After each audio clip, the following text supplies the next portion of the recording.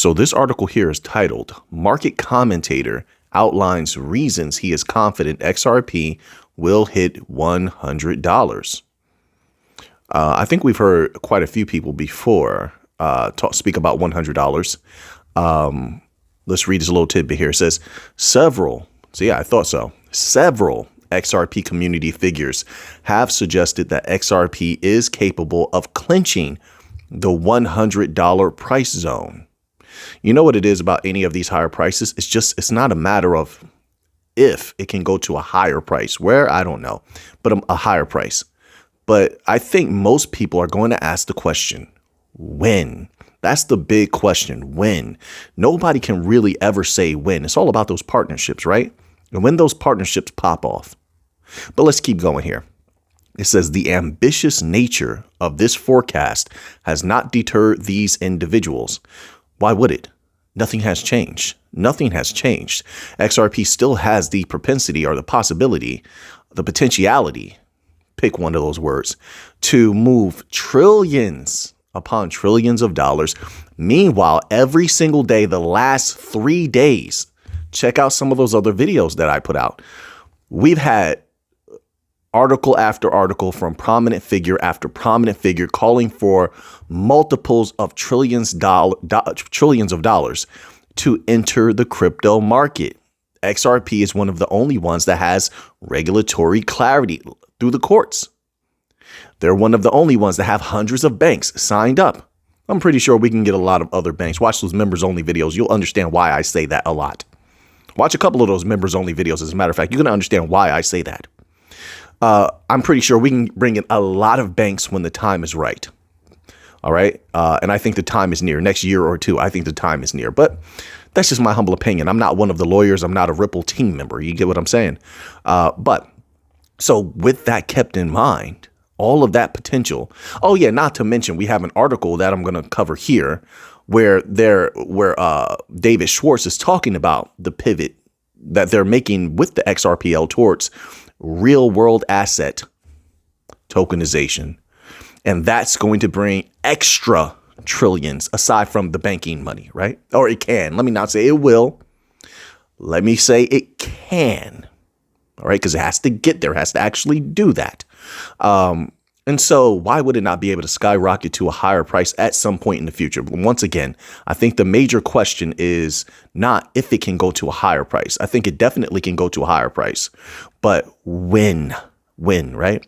But let's keep going here. It says former Ripple developer Matt Hamilton said last June that he does not see any reason why XRP cannot reach $100 at some point in the future. See that? Got to put that some point in the future. This is long-term thinking, right? A lot of things have to come into play, but that's a former Ripple developer. Wait a minute. Let's go to the other side of the table. We have someone from the other side, a juxtaposition, if you will. It says, as far as where they're coming from, because they're still bullish on XRP. It says, in addition, former Ethereum advisor. And the reason I said what I said prior is because a lot of Ethereum people are not kind to XRP. They do not take a liking to XRP for some reason. So this tells you a lot. So in addition, former Ethereum advisor Steven Nereyoff agreed XRP is capable of hitting $100. Now, keep in mind at the top, it says several. There's been multiples of people calling for $100 XRP. I'm not saying it's going to go there. I'm not saying it's not. I'm just a research reporter. I just know it can go to a higher price. I keep my price right here close to the chest. That's just my way. Then it says this here. It says, market commentator 24 hours crypto is the latest to express confidence in this milestone. It says, however, to make this forecast more credible. Well, maybe there's something to add, but what's more credible than possible trillions scaled into quadrillions coming from the banking system? Which, let me say this, because I've read a few articles, right? This is why they call it the flip of the switch moment. When they all began using the XRPL and XRP has a very special use case, right? Liquidity, Have they needed to tap into that just yet? No, not just yet. Interoperability, have they needed to tap into that just yet? No, not just yet. Not just yet. I don't know. There's all of the special things about XRP they haven't had to tap into yet. And this is another reason why, let me add this in there, a lot of people have that collapse first, then implementation of the new financial system theory that they hold on to, which I'll say it definitely could go that way, right? Because it would force them to have to utilize the system and implement the system. And then you have that possibility of that flip of the switch moment. Because like I always say, it functions better if everyone begins using it at the same time. You can't have one bank using something.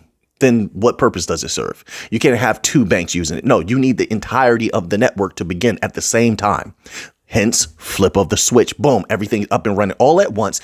Then you get that scenario where people are talking about XRP's price achieves a true God candlestick. What we've seen is not a God candlestick. Fun, yes, but not a God. When you see that monstrous candlestick, that's when everything comes on at the same time. If that is to happen and everything rises so rapidly, it will blow people's minds. Is that possible? Yes. Will it happen? We have to wait and see.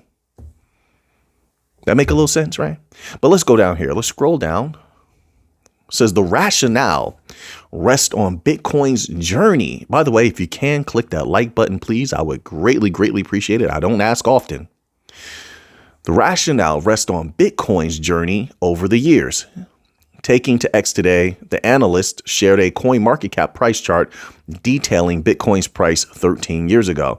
The problem, I'm going to say, with a comparison to Bitcoin is just, I'm just going to add one thing in there. All right. And it does not change the trajectory of the bullishness of these predictions whatsoever. But the masses know about Bitcoin.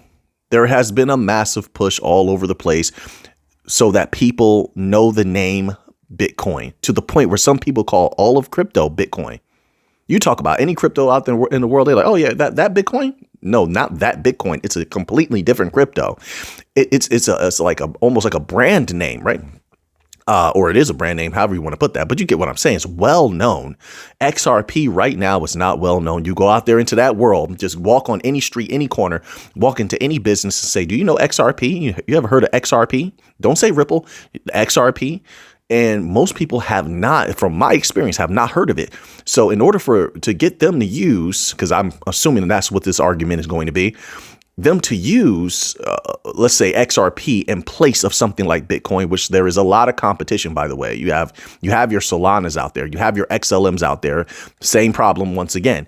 You have to get it to be as well known and trusted, right? Right now, the people don't know XRP like they know Bitcoin. So even though Bitcoin and it's what do you call that? It's transaction fees surge and go pretty high, and some of their wait times can be pretty slow.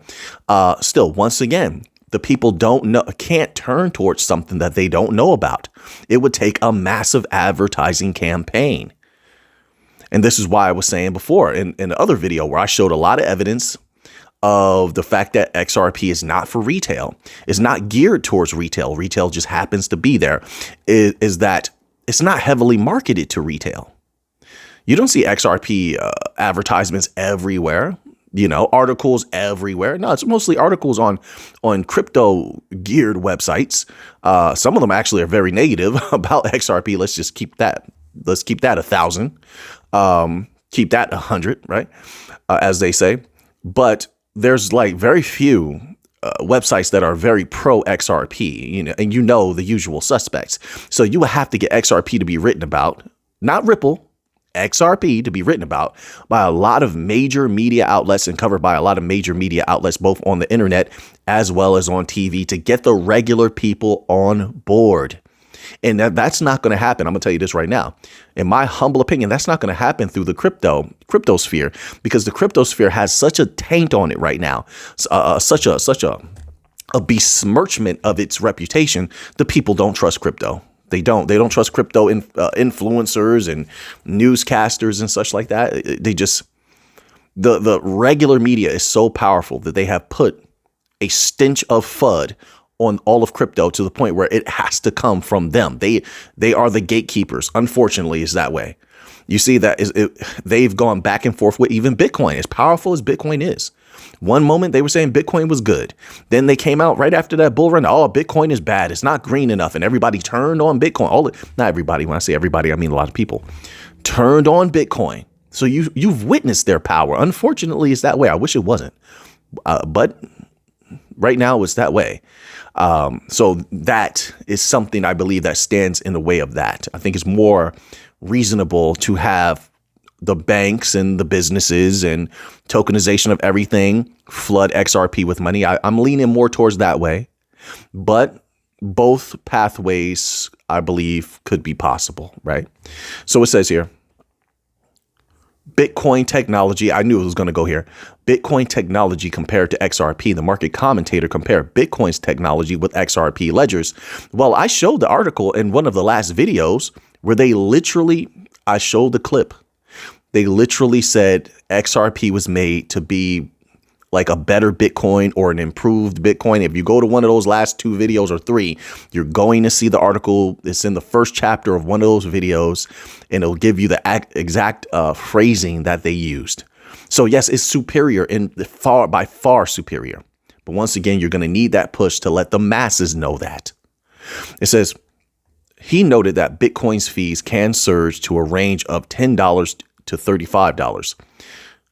However, XRP maintains an average transaction cost of 0.0002 of a cent. Yes. Yeah. And here's another thing. A lot of people in crypto, I know it's going to be hard to believe for those of us who are very well educated on a multitude of coins, especially on the bank coins. But a lot of people do not. They're in crypto. They're in a lot of other stuff. Not bank coins. They do not know about XRP. They do not know what its main use cases are. They don't know about the partnerships. And I know this because I get comments all the time that either directly tell you they don't know, they couldn't possibly know asking the questions that they ask. So you even have some of the crypto community that's not well educated on these types of things, right? Because their focus is different. The crypto sphere is huge, right? So once again, it comes, in my opinion, full circle to that educational aspect of, hey, how do we let people know that this is better, that they should use this? Why should they use this, right? And the potentiality of it, because people don't just want to use it for transaction fees. Let's be real here. People want to make a ton of money in crypto. If they were here to make a few pennies, a few dollars, they could go to the stock market, or they could play in commodities or Forex, or, there's a lot of other markets. But they're not here for pennies, to make a few coins, to make a few dollars. They're not. They're in crypto because of its potentiality to make a ton of capital. So that's another idea you'd have to float. Hey, not only do you have better transaction fees in Bitcoin, but right now what they're going to say is, well, I make some money in Bitcoin, no matter the volatility, because Bitcoin has huge drops in price, but it also can go up very rapidly in price. So that's one of the first things they're going to look at. Hey, can this XRP make me some money? A lot of people are going to ask that question. Can it make me some money right now? Not later, right? And that's another thing. XRP, in my humble opinion, is a long-term play, not short-term. A lot of people get into XRP for short-term gains. You get a little bit of short-term gains, but I can make money, way more money somewhere else with short-term, in other coins, in other projects, and in other markets, right? So that's another hump to get over. It looks good when Bitcoin skyrockets. It does. It looks really good. They love to see those thousands, even though a lot of people don't own one whole Bitcoin. A lot of people don't own one whole Bitcoin in order to experience the fullness of those gains. It doesn't matter. It looks great. They love that prestige to say, I have some Bitcoin. So, it's very difficult to float that idea to retail of a long-term hold when we are living in a generation right now, a microwave generation right now, that is all about the now. I want everything now. I want a short video now. I need a TikTok that I can just scroll through 30-second video. I don't want to cook on the stove or in the oven. No, I need to cook in the in the microwave. I need to cook in the air fryer, 5 minutes, 380. Like, everything has to be right now. So long term is not something that's going to be popular to float that idea, to get to take those numbers away from something else like Bitcoin that has such a strong hold over people and bring that over to XRP. Once again, I think the original intended audience, so to speak, for XRP is the way to go and the way to stick to it. But this, yes, listen, I'm saying, like I said, both paths are feasible. And obviously Ripple thinks that they can bring some of that audience over. Listen, they have the retail CBDC platform. And listen, make no mistake about it. No matter the companies that are building on Ripple and they're not yet utilizing XRP or XRPL, make no mistake about it, they came there for XRP and the XRPL. Without the XRPL and XRP, Ripple is just another company. And to be quite frank, without the XRPL and XRP, they're not the best. They are only special and unique because of the XRPL and XRP, which means all those companies, all those banks that signed up for the potentiality to utilize the one technology where you have a patented on-demand liquidity, interoperability protocol, bridge currency that has the potential to move so much capital that, yes, it could be one day long into the future, in my humble opinion, it could be thought of as some sort of safe haven currency / world reserve currency. Listen, people don't understand how that works, but I'm not going to go delve into the semantics of these types of things right now. Right. But look at how they're using gold. Gold is a world reserve currency, is a safe haven currency that they use to back up the weak, fake fiat world reserve currencies. This is why they've been buying record amounts of gold, and they're propping themselves up, because if the fiat fails, I have an article on that here. If the fiat fails, then they can lean on gold. So anything can do that as long as it has a high value. And it's not about it being a stable coin. I don't know why people are so extreme. It's not about it being a stable coin. It's called accepted volatility. Acceptable volatility, not a stable coin. It doesn't have to hit one price and stay there. That's ridiculous. And I don't think that that's going to happen. No. But what I posited was it would be more like gold. Gold is within $1,960 to $1,985 range, somewhere around there. And when it's not there, sometimes lately it's $1,980 to $2,000. They hit that range, maybe a little bit lower than that. But it's always within an acceptable volatility, and it remains there for a long time. It takes a lot for it to have an unacceptable volatility. I think that something like XRP could also be like that, right? That is not a stable coin. And you can also still make gains off of gold. You could still at that time make gains off of XRP, especially once they deploy automated market makers. Who do you think is going to dominate that in the future? Listen, the banks are always trying to find ways to make money. Do you think that they won't use staking? They won't use automated market makers? They won't use liquidity provider tokens and try to make the most off of it out of everybody? I think that they would. But anyway, we'll see how that works. I'm just floating some ideas. See, look, I have this article here. This article, I'm going to slide it up because I want to read this one. Dutch central bank. Wait, sorry about that. Dutch central bank admits it's prepared for a new gold standard. In a recent interview, the Dutch central bank shares it has equalized its gold reserves relative to GDP to other countries in the Eurozone and outside of Europe. This has been a political decision. If there is a financial crisis, why are so many of these people talking about a coming financial crisis? Why are they preparing for a financial crisis? And yet all of these big wigs are doing this, and the regular people will come to me in the comment section and say, there is no crash coming. There is no financial crisis coming. Well, if it's not coming, it definitely is possible. let me rephrase that. If it's not guaranteed, it definitely is possible.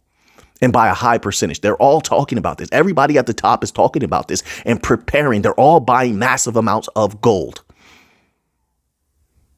Some of them even throwing Bitcoin out there. Oh, buy gold and Bitcoin.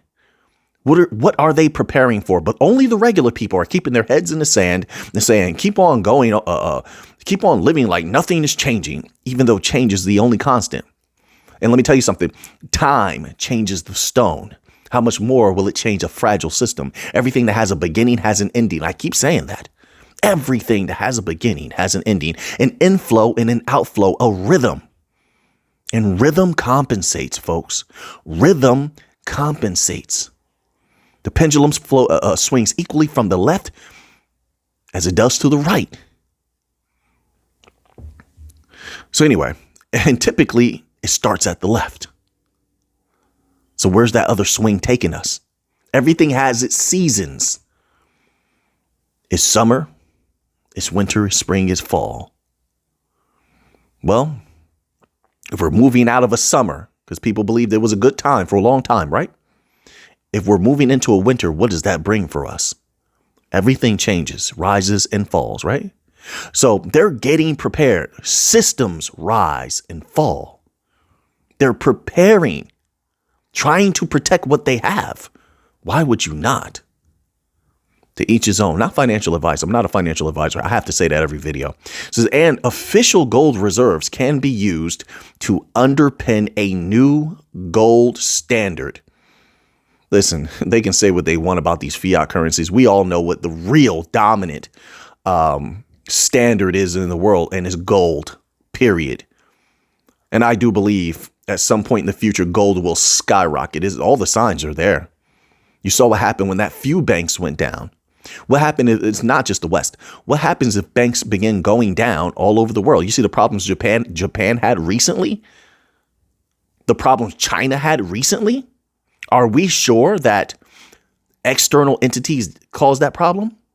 How much would it take for a frail system that's going down to become so desperate that they injure themselves and blame it on someone else? Bring the house down yourself and you don't have to worry about someone else doing it. And you can be in control of it. And you can be the greatest benefactor of rebuilding that house. You get what I'm saying? I'm just throwing thoughts out there. I'm just saying. It says, these statements confirm what I have been writing for the past years about central banks having prepared for a new, look at what's going on. Look at what he's saying. Prepared for a new international gold standard. And now you know why all these bank coin companies are trying to get in heavy with tokenized gold or get in heavy in regions where they are finding record amounts of gold. Stellar. There's a reason for that. Now, there's no guarantee they get a piece of that, but they're positioning themselves so they can have the best possibility to get a piece of that and move that because of things like this. They will fall back on gold before everything else. Other things will get a piece, but they will fall back on gold before everything else. It says, wouldn't a central bank that has one primary objective, maintaining price stability, serve its mandate best by communicating the currency it issues can be relied upon in all circumstances by saying gold will be the safe haven of choice during a financial collapse? Why do they keep talking about this? Nobody's going to take it serious. It's so crazy to me, or very few people will take this seriously. It says DNB confesses its own currency, the euro, does not weather all storms. Wow. That's a heck of a statement. Indirectly, DNB encourages people to own gold to be protected from financial shocks. So even they're telling their own people, get some gold. DNB. You know, what's unbelievable about that is I see a lot of these people who are they're more pro gold than I am because they want to get other people into gold. I'm not here to get anybody into anything at all. I'm just a researcher and a reporter. I research and then I report what I found, and I try to do the absolute best research that I can. But these other people, I don't know what they're called. Maybe you could call them. Would they be called influencers? Maybe they want people. They're like, you got to come get some gold. You got to come get this stuff. Like, it's the same thing like in crypto. You have these people that are like, you have to come get some bank coins. It's like, OK, I don't know why they would have to. If they can, it might be beneficial to them. But do they have to? But they do this. Right. But even with them doing that, there's so many people that are against them. And as far as getting gold, like they make fun of gold and, they down it. And it's like, wait, it's a safe haven asset. It's just protects value. You know what I mean? It's not super unstable. And even silver, same thing. I see the same thing. But the regular people do that. But the banks are telling their people, get some gold. You see, you can't follow the crowd all the time. The crowd typically is wrong. You can't follow the herd. The herd will lead you over a cliff. When the world's going that way, sometimes it's best. I think most times it's best you go that way. The world spins in a circle. You might want to learn to move backwards. That came from the wise Styles P of the Locks. World spins in a circle. I want to learn to move backwards. So now let's move on. We'll close out with one article here. I feel really good about this video. I appreciate you all being here. Once again, if you could please click that like button, I would appreciate that. And if you haven't subscribed already, I would love for you to join our family here and subscribe to the channel and stick with us. We cover some good stuff here.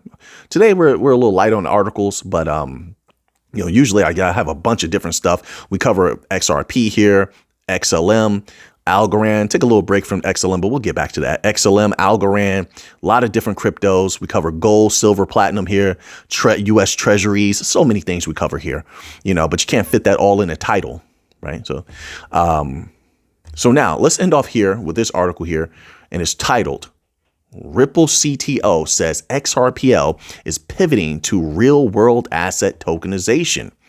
More large capital that could be coming to the XRPL in the future. Ripple CTO David Schwartz has revealed that the XRPL is moving towards real world asset tokenization, a scene pursued by prominent firms such as JP Morgan and Bank of America. Bank of America is a Ripple partner. Bank of America has openly praised XRP. So that tells you a lot right there, right? Schwartz made these remarks while discussing the journey of the XRPL in a recent interview. He expressed his satisfaction with the fact that the technology behind the XRP ledger is getting more attention these days. It is. I agree with that. It would need a lot more, but not for a real world tokenization. It depends on which aspect you're going after. It says instead of an all-in obsession with XRP is Cash token. No, but I understand that coming from David Schwartz. He wants everything that was built to be absorbed. I understand that, and I respect it. The Ripple CTO emphasized that XRP remains a token that the market participants can buy, hold, and transfer.